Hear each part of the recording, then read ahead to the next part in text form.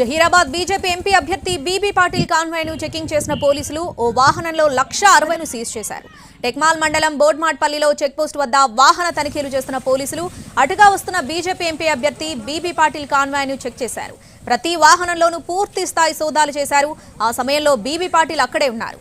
ఓ వాహనంలో కనిపించిన నగదును సీజ్ చేస్తున్నప్పుడు వేరే కారులో ఉన్నారు బీబీ పాటిల్.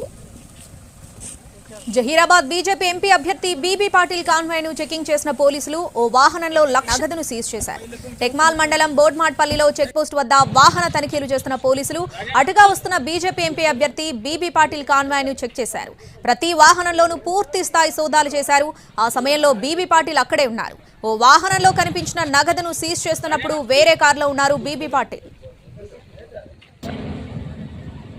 అభినవ్ పటేల్ గారు నాందేడ్ టు టెక్మాల్ వస్తుండగా